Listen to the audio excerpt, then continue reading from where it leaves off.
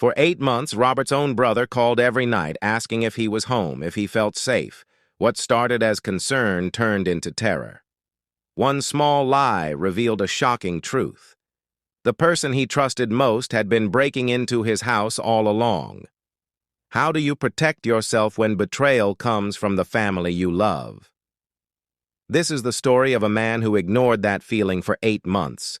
And one night, one small lie uncovered a truth that nearly destroyed his entire sense of safety. His name was Robert Hayes. Robert was 64 years old and lived alone in a quiet two-story house in a middle-class neighborhood outside Madison, Wisconsin.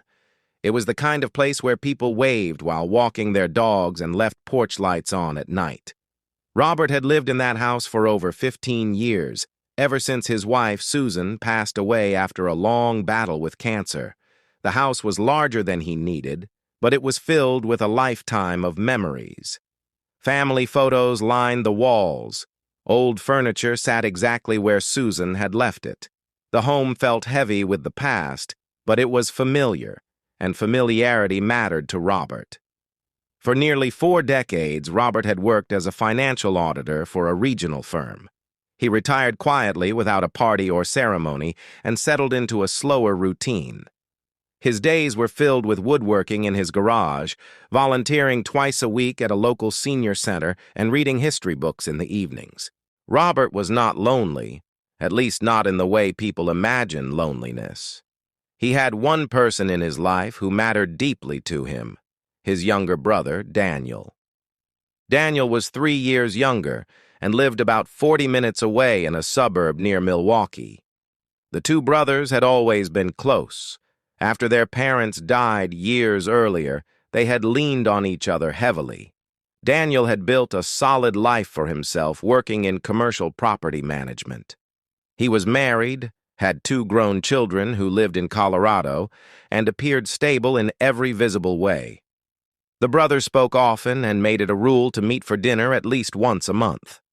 Those dinners were routine and comforting, until they were not. 8 months before everything came apart, something changed. It began on a Tuesday night in early spring. Robert was sitting in his living room reading when his phone rang at exactly 9:30 in the evening.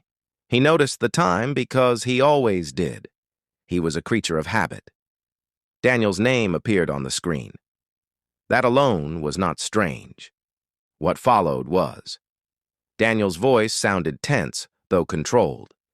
He asked Robert if he was alone. The question caught Robert off guard. He laughed it off at first. Of course he was alone. He always was. Daniel pressed further. No visitors. No unexpected drop-ins. Nobody had come by.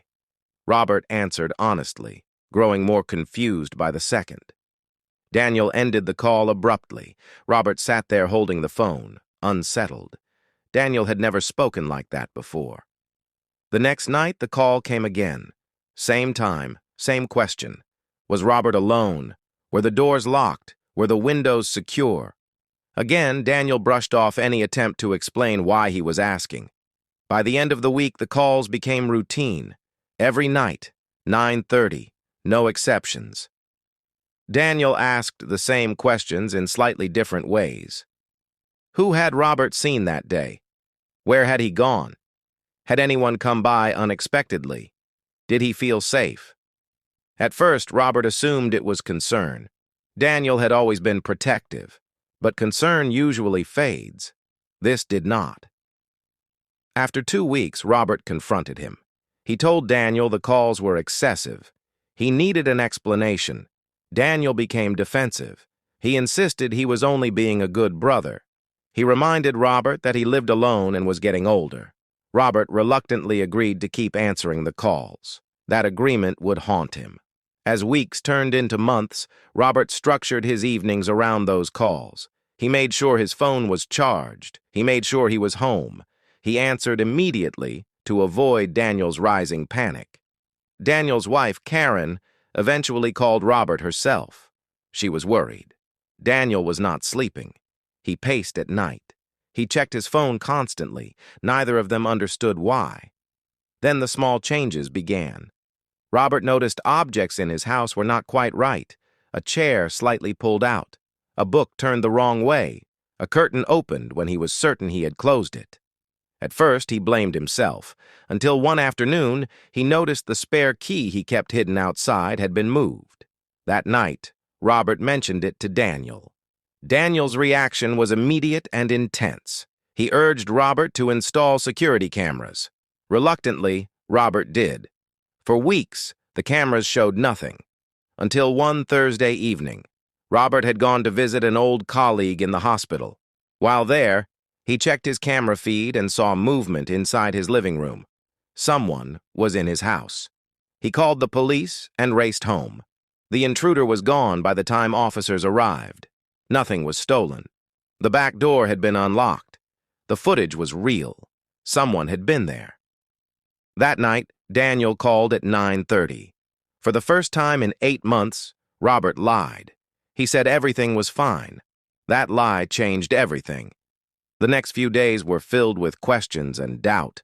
Robert began to replay every call, every question, every strange reaction from Daniel. The idea was impossible, but it would not leave his mind.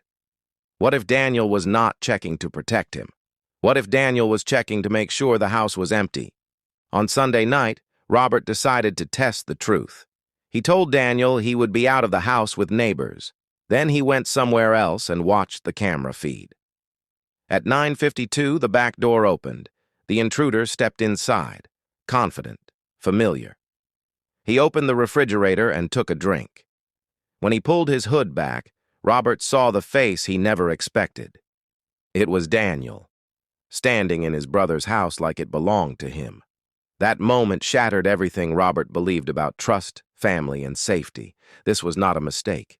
It was a pattern, and it had been happening for 8 months.